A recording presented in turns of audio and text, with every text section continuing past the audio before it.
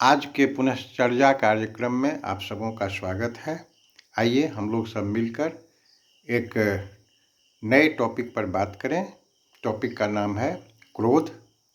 क्रोध एक ऐसा शब्द है जिसका अर्थ प्रत्येक आदमी जानता है, किसी न किसी रूप में जानता है, यूज़ करता है और काम करता है। तो आज हम लोग इसी पर चर्चा करेंगे कि क्रोध क्या है। क्रोध एक मानसिक क्रिया है, मानसिक असामान्य अवस्था है और इसका प्रभाव शरीर के ऊपर भी पड़ता है। इसीलिए इसको हम लोग मनोदैहिक क्रिया कहते हैं।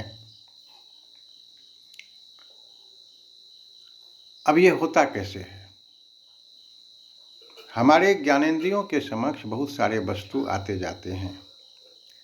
इन वस्तुओं में कुछ वस्तु ऐसी होती है जो हमें प्रिय लगती है, अच्छा लगता है, और कुछ वस्तुएं ऐसी होती हैं जो हमें अप्रिय लगता है, घृणा उत्पन्न करता है। तो जो वस्तु घृणा उत्पन्न करता है, अप्रिय लगता है या मन में प्रतिक्रिया को उत्पन्न करता है, तो इन वस्तुओं के प्रति हमारा आकर्षण नहीं होता है बल्कि विकर्षण होता है। इस विकर्षण को यदि बारंबार दोहराया जाए, अनेकों बार दोहराया जाए, तो मनुष्य के या व्यक्ति के मन में वो तीव्र प्रतिक्रिया उत्पन्न करता है। इसे वो दूर करने का कोशिश करता है, इससे हटने का कोशिश करता है। फिर भी यदि ये हट नहीं पाता है तो मनुष्य का दिमाग अत्यधिक हलचल हो जाता है, तीव्र हो जाता है। इस समय वो सामान्य स्थिति में नहीं रहता है, असामान्य स्थिति हो जाती है, और जब असामान्य स्थिति हो जाती है तो मनुष्य का सोच, निर्णय सब असामान्य हो जाता है। इसी असामान्य स्थिति में वो असामान्य बिहेव करता है। इसी को हम लोग क्रोध कहते हैं। क्रोध बहुत प्रकार का होता है, लेकिन हम लोगों के लिए इतना ही जानना आवश्यक है कि क्रोध दो प्रकार का होता है, एक माइल्ड और दूसरा एक्यूट। माइल्ड जो है वो विशेष नुकसान नहीं करता है, वो लगभग सबको थोड़ा, किसी को कम किसी को बेशी, अधिक अधिक होते रहता है। लेकिन एक्यूट जो है, तीव्र जो है, ये बहुत नुकसान पहुंचाता है। ये एक्यूट इतना तीव्र होता है कि यदि अधिक देर तक रह जाए तो वो आपसे इतना असंवैधानिक गलत कार्य करा लेगा कि बाद में आपको पछताना पड़ेगा और जेल की हवा खानी पड़ेगी। इसलिए तीव्र क्रोध से हम लोगों को बचना है। तीव्र क्रोध हानिकारक है, इतना ही हानिकारक नहीं है, ये तो हमसे गलत काम करा ही लेता है, लेकिन गलत काम कराने से पहले हमारे मनो मस्तिष्क को ये इतना तीव्र कर देता है कि कोई भी ब्रेन का जो पतला से पतला माइक्रोन में है उसको ये नष्ट कर देता है, डैमेज कर देता है, और इससे ब्रेन हेमरेज होने की संभावना रहती है।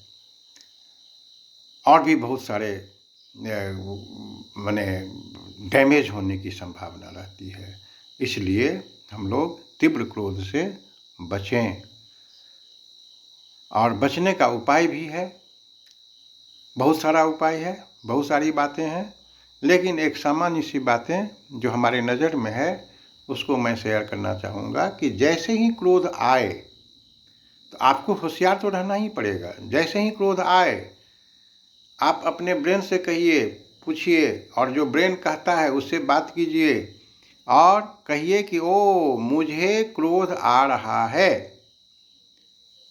जैसे ही आप ये सोचने लगेंगे कि मुझे क्रोध आ रहा है, क्रोध में क्या क्या होता है, रक्तचाप बढ़ जाता है, मानसिक गति तीव्र हो जाती है, हृदय की धड़कन बढ़ जाती है, सांसें फूलने लगती है, बॉडी सामान्य से अधिक कड़ापन आने लगता है, आंखें लाल लाल हो जाती है।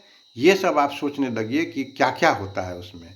जैसे ही आप सोचने लगेंगे कि क्रोध का जो आवेग है वो कम हो जाएगा और धीरे धीरे आप गलत काम करने से, असंवैधानिक कार्य करने से बच सकते हैं। या उल्टी गिनती शुरू कर दें, या क्रोध से हटकर दूसरे तरफ ध्यान ले जाएं, और जैसे कि अपने बाल को संवारने लगें, अपना अन्य क्रिया करने लगें, संगीत का काम शुरू कर दें, गीत सुनने का काम कर दें, बच्चों के साथ खेलना शुरू कर दें, जो भी आपके मन में आए उसके विपरीत आप काम करना शुरू कर दें, तो आप क्रोध से बचेंगे और असामान्य होने से बचेंगे और असंवैधानिक कार्य करने से बचेंगे और जेल जाने से भी बचेंगे। यदि आप जेल जाते हैं तो कितना खराब असर पड़ता है, आपके बच्चे अनाथ हो जाएंगे, उनकी पढ़ाई रुक जाएगी, आपका घर बाधित हो जाएगा, घर का सारा विकास बाधित हो जाएगा। इसलिए हम लोग तीव्र क्रोध से बचें और उससे सावधान रहें। ठीक है, अच्छा लगा तो स्वीकार कीजिए, खराब लगा तो माफ़ कीजिए। बाय।